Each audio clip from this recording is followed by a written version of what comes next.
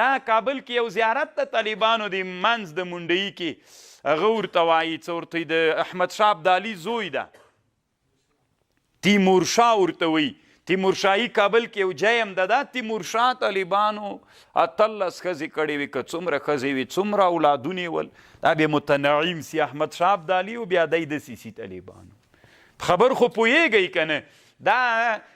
د پیغور مسئله دا که نه طالبانو باید انسان زر بدل نسی خصوصا د تړون ملګري خو بیخي زر بدل نسی که نه که په هغوی تکلیف تیر سوی نه زر سکون وکي او نه زر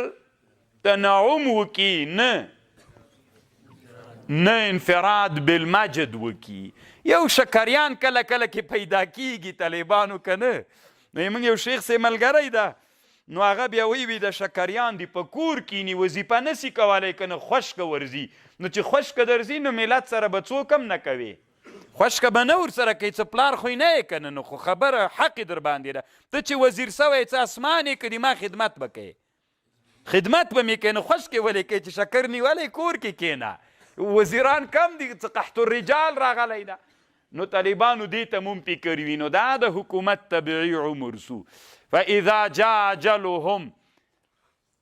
لا يستأخرون ساعة ولا يستقدمون دا د چا خبره سوله ابن خلدون د آیات هم دلیل راوړی نو حکومت اوس مثلا مونږ او تاسې ته الله دا بادشاهي راکړې ده دا حکومت د چا د پلار ده که د نیکه ده که د ټولو افغانانو حق ده حق یې ده که نه خیر ده خو تاسې مشران کړي ټول خو څوک کېدلی نسی اوس دغه حکومت باید طبیعي عمر څومره وکړي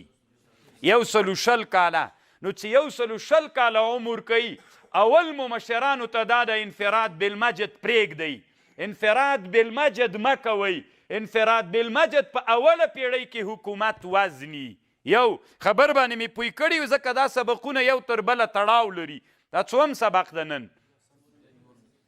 11 ده که 12 ده نو طالبانو انفراد بالمجد د عطو سکون نه ځان وساتئ تنعم کې ځان زر مه وراچوئ داسې بیا لیوني سئ دویم واده پسې دریم واده پسې دا خو هر څوک کولی سي که نه ته به یې دغسې کوي خلکو ته به سوال کوي نه به یې کوي نو دا خو هر څوک کولی سي طالبانو که نه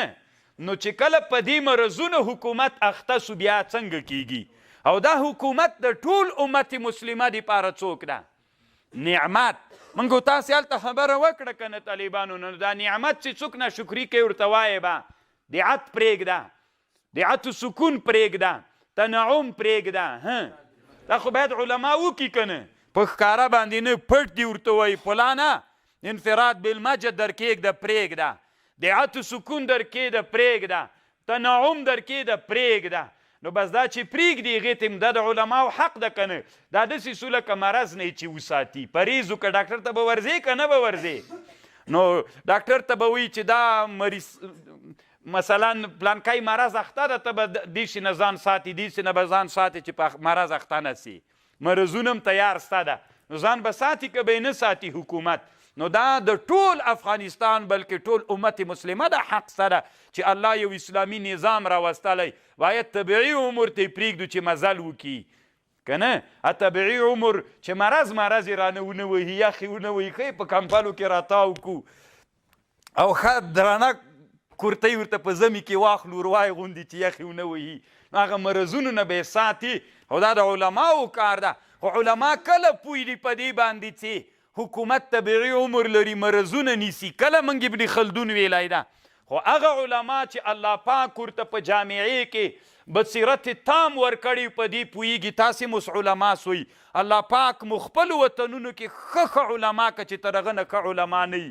دا کلک اراده وکړئ انشاءالله الله به مو داسې کوي نو بس تاسې هم دا حق لرئ چې د حکومت مشرانو ته وایي د عط ونه کې د عطو سکون ونه کې تنعم ونه کې انفراد بالمجد ونه کې بس حکومت به طالبانو داسې خوندور رواني که نه چې ته به ورته حیرانه یې بس حکومت به مزل کوي او 120 کاله چې هغه اسلامي نظام و اسلامي حکومت عمر وکړي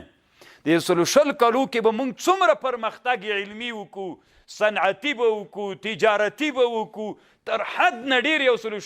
100 کلونو کې به طالبانو اندلس ته بیرته اسلام خپور سي کاش که 100 کاله خو څه وړکی عمر ده چې انسانان د پرمختګ حالت کې روان وي مخته ځي